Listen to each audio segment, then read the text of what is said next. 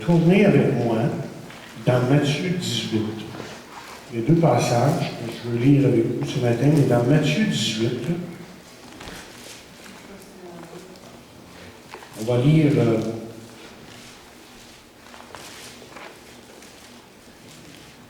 les 4 premiers versets. Matthieu 18. En ce moment, les disciples s'approchèrent de Jésus et dirent: Qui donc est le plus grand dans le royaume des cieux? Jésus, ayant appelé un petit enfant, le plaça au milieu d'eux et dit: Je vous dis en vérité, si vous ne vous convertissez et si vous ne donnez pas comme les petits-enfants, vous n'entrerez pas dans le royaume des cieux.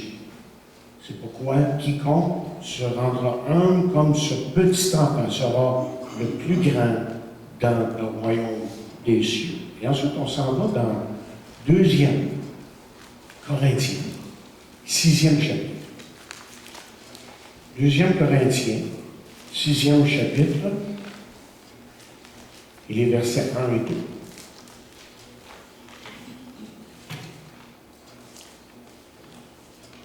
C'est l'apôtre Paul qui parle ici, qui dit: Puisque nous travaillons avec Dieu, nous vous exhortons à ne pas recevoir la grâce de Dieu en vain. Car il dit: Au temps favorable, je t'ai exaucé, au jour du salut, je t'ai secouru. Voici maintenant le temps favorable, voici maintenant le jour du salut. Vous savez, nos enfants ont tellement à nous offrir. Vous les voyez aller, et parfois on se dit qu'on aimerait, que nous aimerions être comme eux pour quelques instants. Par exemple, moi et Barbara, on regarde le petit Oscar, qui vient d'avoir 1 an, il y a quelques jours, et nous voyons en lui, évidemment, tellement de joie, tellement de spontanéité. On peut dire vraiment qu'il vit pleinement sa vie. On nous raconte qu'un moine bouddhiste qui a dit à un chrétien un jour: comme chrétien, vous enseignez vos enfants à prier de la mauvaise façon.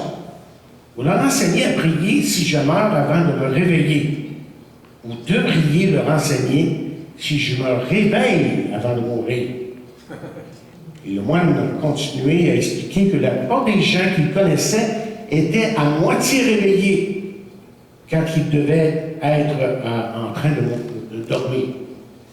Mais ce qui est pire, dit-il, c'est lorsqu'ils sont en train de dormir et qu'ils sont à moitié réveillés. C'est-à-dire, pour lui, personne n'est vraiment vivant aux choses de la vie. Et aussi, on raconte qu'un professeur demanda à un étudiant un jour: Jeune homme, ça fait combien de temps que tu es vivant? Mais que voulez-vous dire? Répondit l'étudiant. Le professeur répéta la question. Il dit à nouveau: ça fait combien de temps que tu vis? Il dit: ça fait 23 ans. Ça fait 23 ans. Non, il dit le professeur. Je ne te demande pas depuis combien de temps que ton cœur bat. Ce n'est pas combien de temps que tu vis.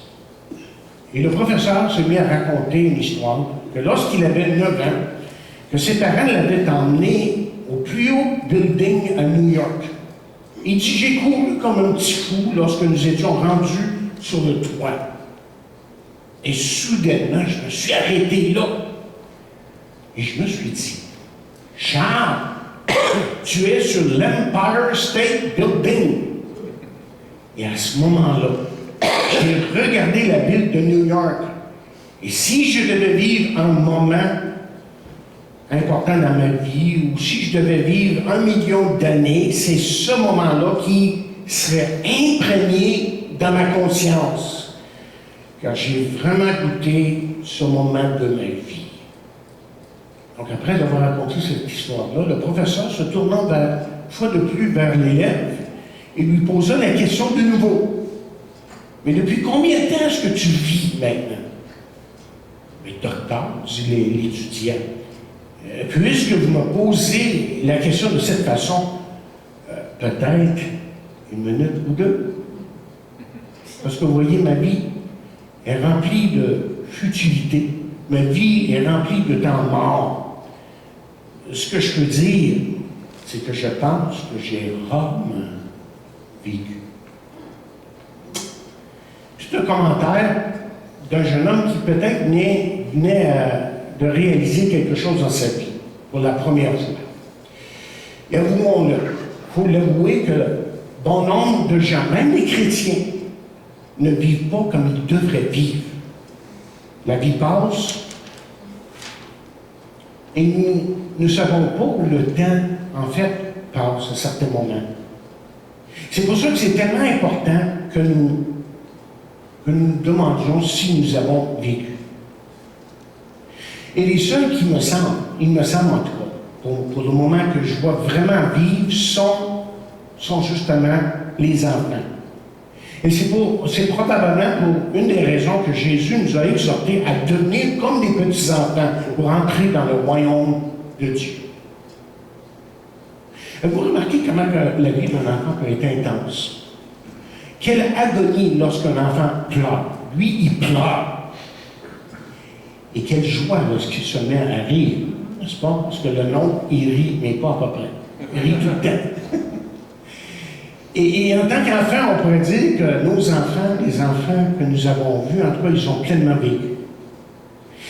Et quand Jésus dit qu'il faut être comme un enfant pour entrer dans le royaume de Dieu, je pense qu'il est en train de dire qu'à moins d'approcher la vie avec enthousiasme, qu'il est impossible de vraiment profiter de tout ce que Dieu a pour nous, de même faire partie de son programme.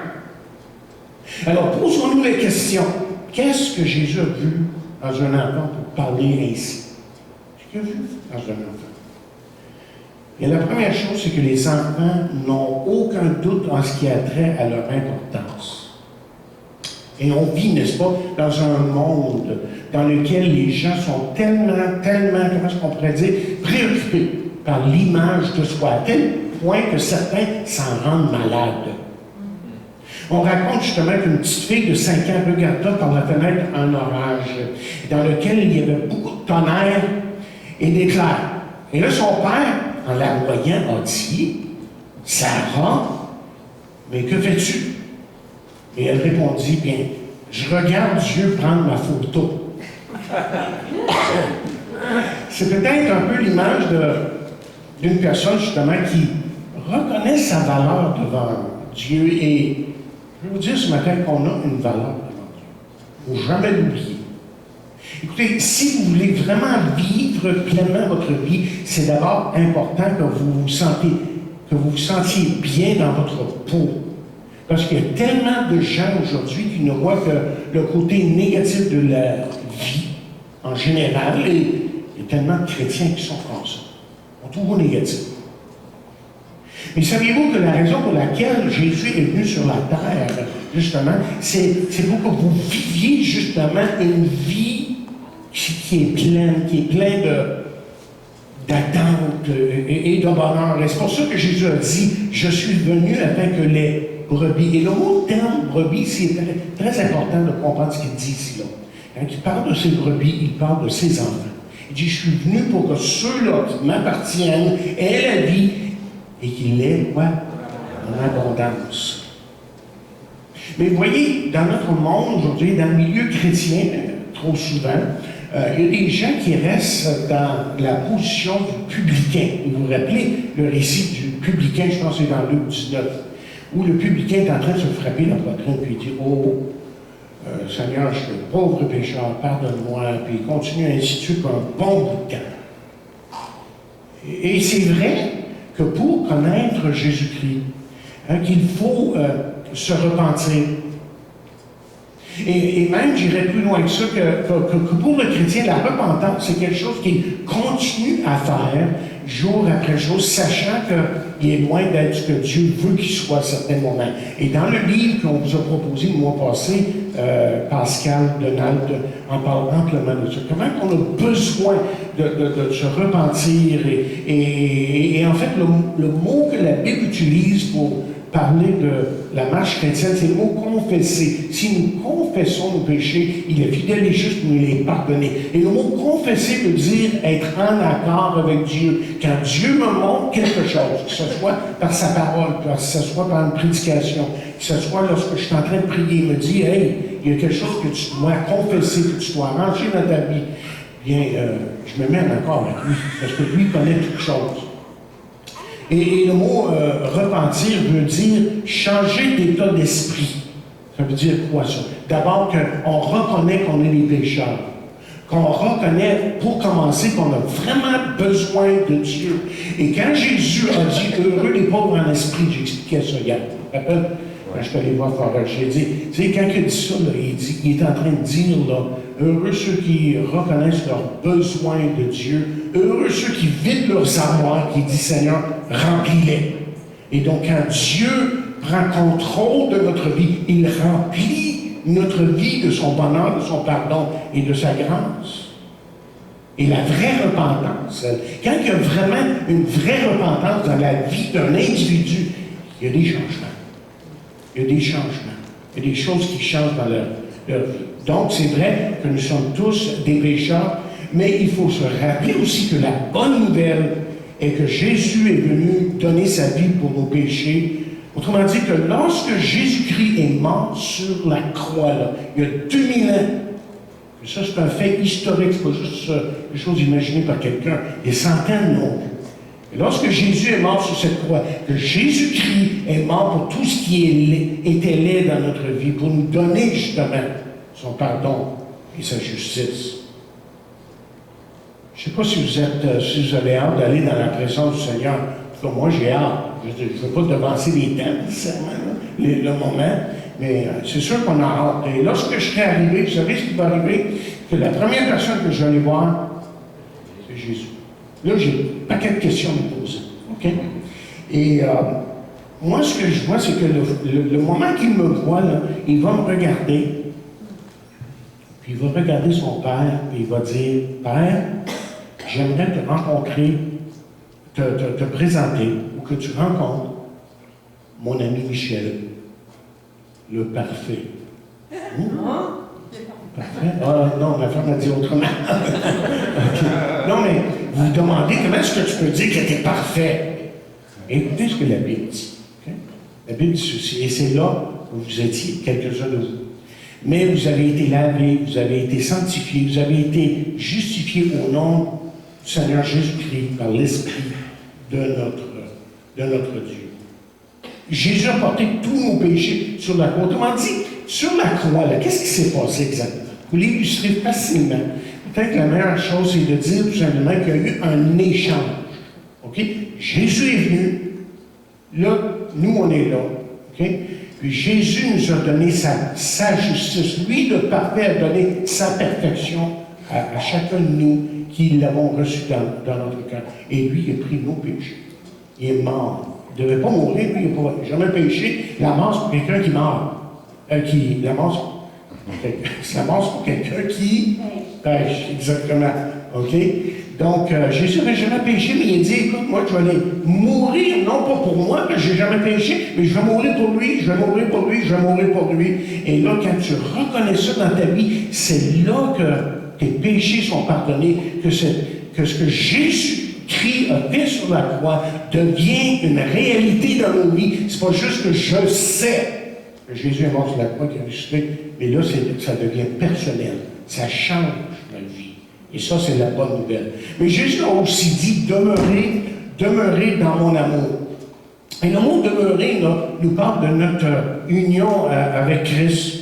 C'est-à-dire que quand on vient à Jésus, on devient comme attaché à Jésus-Christ ou uni à sa personne. Et que c'est à partir de ce moment-là là, que l'Esprit de Dieu travaille dans nos vies pour nous approcher de lui. L'Esprit de Dieu, je répète, là, agit dans nos vies. C'est quelque chose qui est tout à fait miraculeux, qui se passe dans nos vies et qui nous approche de Dieu. Et donc, Jésus pouvait conclure ceci en parlant de ça dans Jean 15, lorsqu'il dit « Je vous ai dit ces choses afin que ma joie soit en vous et que votre joie soit parfaite. » Que votre joie soit parfaite. Et le mot demeurer veut dire aussi, il nous parle, ce mot-là est très fort dans la Bible. Si vous allez dans Jean 15, on ne prendra pas le temps ce matin, le mot dans l'évangile de Jean, 15e chapitre, revient plusieurs reprises. Et là, le mot demeurer est très fort parce qu'il parle d'une communion intime avec Dieu. On porte du fruit, on porte plus de fruits, on porte beaucoup de fruits. Là, on commence à vraiment s'approcher de lui et on commence à laisser Dieu agir dans nos vies. Autrement dit, c'est quand Jésus est vrai en vous, lorsque vous le laissez vivre, que vous pouvez avoir ce que la Bible appelle ici, dans Jean 15e chapitre, la joie parfaite. Regardez l'enfant. Lui, il rit, s'amuse et c'est liberté totale. Et ça, c'est tout simplement une image de la vie passionnante que Dieu veut nous donner. Et c'est ce que Jésus veut nous apporter. Mais qu'est-ce qu'on peut dire d'un enfant? Deuxièmement, un enfant a une joie spontanée, n'est-ce pas? Un enfant a une joie spontanée. Un pasteur raconte à un moment donné qu'il emmena son jeune fils à Disneyland. Et à la fin de la journée, son fils lui dit qu'il voulait de nouveau faire un tour sur la montagne de l'espace. Et son père lui dit qu'il n'avait plus de temps et d'argent. Et son fils lui répondit, mais Jésus veut que j'aille une dernière fois. Mais je ne comprends pas, dit son père. Je ne comprends pas. Et son fils dit, bien papa, quand tu parles à l'Église, tu dis que Jésus ressent tout ce que nous ressentons. Quand je pleure, il pleure. Tu as dit que Jésus ressent toutes nos émotions. C'est vrai, dit le papa. Alors, s'il ressent toutes mes émotions, s'il ressent toutes les émotions là, que j'ai, eh bien, lorsque je serai en train de rire, de crier sur la montagne de l'espace, je sais que lui aussi va s'amuser. Bonne théologie, mais de façon pratique, c'est une autre affaire. OK? Et chers amis, nous avons un Dieu qui veut nous libérer de ces fardeaux qui nous empêchent justement de vraiment jouir de la vie, et de la vivre à son maximum, avec intensité, avec passion. Et comme j'ai déjà dit dans le passé, quand il n'y a pas de passion dans la vie, là, on meurt à petit feu. Il veut que, justement, qu'on soit rempli d'enthousiasme et de cette joie spontanée qu'on voit dans un enfant. Je ne sais pas si vous avez ça dans votre vie, mais c'est vraiment ça le christianisme réel, radical. C'est ça la vraie spiritualité, quand Dieu est en train d'agir dans votre vie et que Dieu continue à vous changer jour après jour. Parce que c'est quelque chose qui se passe tout le temps. Jour après jour.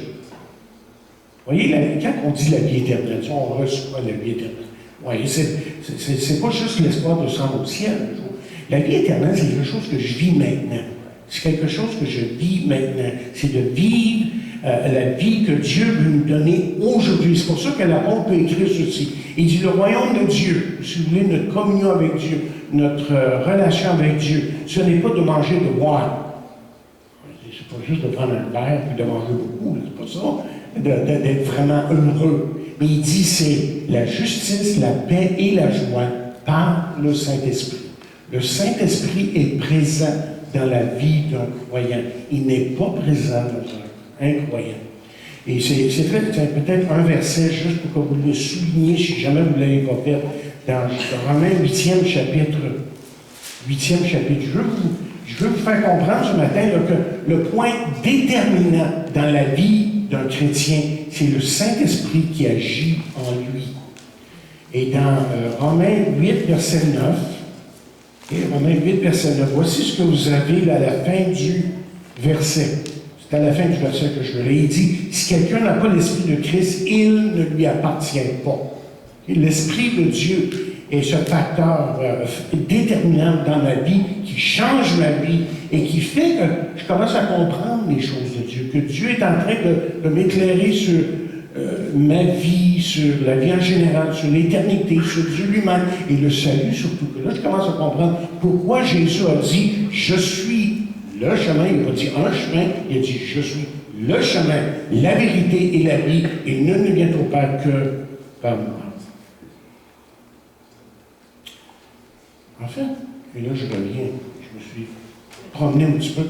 Je reviens un peu dans les notes ici. En fait, est-ce que Dieu veut faire, c'est d'envahir nos vies et de nous donner vraiment le goût de vivre comme un enfant vit. Et c'est pour ça que c'est tellement important de venir à lui. Et vous remarquez qu'à plusieurs reprises dans les évangiles, que Jésus a dit, venez à moi. Venez à moi. Et quand il a appelé les gens à venir à lui, plusieurs sont venus à lui. Et leur vie n'a jamais été pareille. Un écrivain écrit, je pense que Dieu doit être le seul enfant dans l'univers, car en vieillissant, nous sommes devenus cyniques à cause du péché. Vous savez, le péché qui existe dans le monde, ça nous rend déprimés à certains moments. On voit le mal, on se dit, ça peut être pire que ça. D'après ce que je peux lire dans les Écritures, et quand on va revenir dans 2 Thessaloniciens, lorsqu'on va commencer 2 Thessaloniciens bientôt, on va voir que oui, ça va être pire plus tard.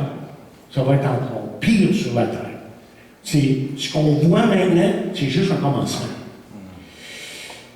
Pour illustrer le cœur de Dieu, Tony Campolo, qui est un sociologue chrétien, je ne me trompe pas, il nous dit comment Dieu a créé les marguerites. Comment Dieu a créé les marguerites? Il dit, mais comme un enfant. Il dit, vous prenez un enfant et vous commencez à le faire sauter sur votre genou. Et l'enfant dira, mais encore. Et vous le mettez par terre, et là, il dira aussitôt, mais encore. Et ça, c'est l'enthousiasme d'un petit enfant. Et il continue en disant, c'est comme ça que Dieu a créé les marguerites. Il a créé une marguerite de cette façon. Je suis sûr de ça, dit-il. Dans le cœur d'enfant, Dieu ne tape pas des mains. Il créa une deuxième marguerite. Et quelque chose dans le cœur dit, Dieu dit, mais encore. Et créa la marguerite numéro 3, la 4e, la 5e, des 50 milliards et des milliards et des milliards. Et ce Dieu que nous servons, autrement dit, le point ici, c'est que ce Dieu que nous servons, que vous servez, qui est en nous, c'est un Dieu qui est en train de créer quelque chose jour après jour dans nos vies. Est-ce que vous vous rappelez, lorsque vous étiez enfant et rempli d'une vie qui était dynamique, on s'en rappelle plus ou moins, hein? C'est tellement loin maintenant, OK? On s'en rappelle un peu. Maintenant que vous aviez vieilli, que justement, vous aviez vieilli, bien, vous êtes devenu peut-être solitaire, soucieux, et même ennuyant. Mais c'est pas pour rien que Jésus dit qu'il faut naître de nouveau. Et vous savez, la nouvelle naissance, c'est vraiment un miracle que Dieu fait dans nos vies. Je vais vous lire un verset. Tournez avec moi dans Jean, le premier chapitre. Jean, premier chapitre, et le verset 12. Regardez ce qu'il dit. C'est très, très important de comprendre ce verset-là. Mais dans Jean, premier chapitre, verset 12, nous lisons, mais à tous ceux qui l'ont reçu, on parle de Jésus ici, là, okay? À ceux qui croient en son nom, qui ont placé leur confiance en lui, elle a donné le pouvoir de devenir enfant de Dieu. On devient enfant de Dieu dans le sens spirituel. Okay? Mais regardez ce qu'il dit ensuite. Il dit, lesquels sont nés non du sang, c'est pas parce que vous êtes Québécois que vous êtes sauvés, que vous allez au ciel, ni de la volonté de la chair, parce que vous voulez, vous avez décidé que, ni de la volonté de l'homme, okay, mais de Dieu. Okay? Si je suis un enfant de Dieu, c'est parce que Dieu a agi dans ma vie. Dieu a fait un miracle. Un peu plus loin dans Jean 3, il dit à un religieux à un moment donné, Nicodème, il faut que tu naisses de nouveau. Écoutez, quand Jésus a dit qu'il fallait devenir un enfant, il était en train, je pense, de dire plusieurs choses. Et entre autres, peut-être qu'il est en train de dire ceci. Je suis le ressuscité et je peux dès maintenant prendre charge de ta vie et la transformer. Je te montrerai que tu as de la valeur pour moi, afin que je te débarrasse. Je te débarrasse de tout ce négatif qui est dans ta vie. Et je te remplirai de joie et de mon pardon qui est certain. Et ça, chers amis, c'est la bonne nouvelle de l'Évangile. Et avez-vous remarqué notre texte là, dans Jean, les premiers, 2e Corinthiens, 6e chapitre, où on a lu là, dans verset 2, je ne me trompe pas, c'est aujourd'hui le jour du salut. C'est quelque chose qui se vit aujourd'hui. On n'a pas besoin d'attendre d'aller au ciel pour être dans la présence de Dieu. On peut l'être aujourd'hui. Vous pouvez vivre une vie nouvelle aujourd'hui. Troisièmement et dernièrement, un enfant ou les enfants ont une confiance absolue dans l'avenir. Je ne sais pas si vous remarquez ça d'un enfant, lui. Il s'en fait pas pour l'avenir. Et justement, il y a un travailleur social travaillant avec les jeunes de la rue dans une ville importante aux États-Unis qui a fait cette observation un jour. Il a dit, la société ne les a pas battus encore. Ils croient toujours dans leur avenir. Demandez-leur ce qu'ils veulent faire dans l'avenir et ils vous diront les choses suivantes. Je veux être un astronaute, je veux être un chirurgien et je serai peut-être un joueur de football. Autrement dit, ils croient vraiment dans leur avenir. Et malheureusement, comme tous, ils vieillissent et la vie change. Et la réalité de la vie finit par les atteindre à certains moments. Et justement, le film Malcolm X raconte en partie l'histoire d'un jeune homme de race noire qui vient à réaliser que le système dans lequel il vit, capitaliste et autres, là, ne lui permettra pas de devenir un avocat. Que son rêve d'être un avocat est impossible. Mais voici la bonne nouvelle de l'Évangile. Nous avons en Jésus-Christ, écoutez bien ce que je vous dis, nous avons en Jésus-Christ une nouvelle identité. Nous sommes vraiment une personne nouvelle. Celui qui est en Christ, qui connaît Jésus-Christ.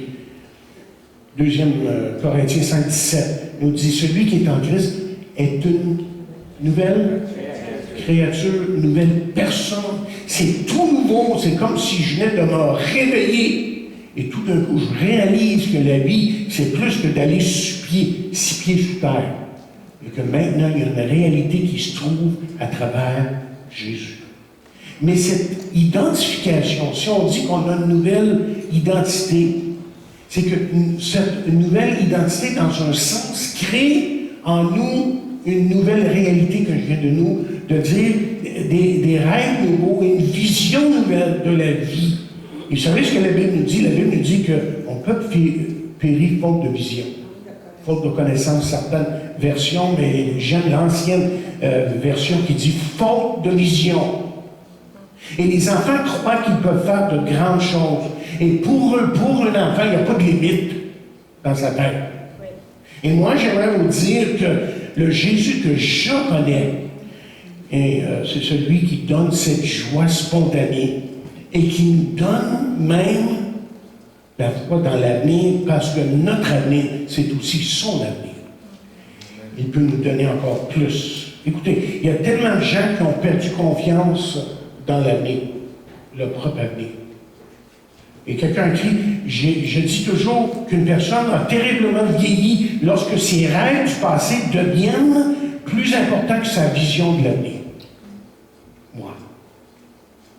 Moi, je veux vous dire que Dieu veut que vous croyiez dans l'avenir. C'est-à-dire que Dieu veut que vous croyiez, là je spécifie ici, que vous croyiez dans le plan qu'il a pour vous. Dieu a vraiment un plan pour votre vie, parce que vous êtes son enfant. Et malgré vos problèmes, parce que vous avez des problèmes peut-être, vous vous sentez démunis à certains moments, peut-être c'est votre âge. Mais rappelez-vous qu'Abraham, lui, Abraham surtout avait 94 ans lorsque Dieu lui a donné une vision de l'avenir. Donc, ça nous montre, lui entre autres, que vous n'êtes jamais trop vieux, trop jeune pour tout abandonner à Dieu, afin que vous saisissiez le plan que Dieu a pour vous. Et Paul a écrit ceci. Il dit, j'ai été saisi par Jésus-Christ. Très intéressant que le mot saisir veut littéralement dire prendre possession de.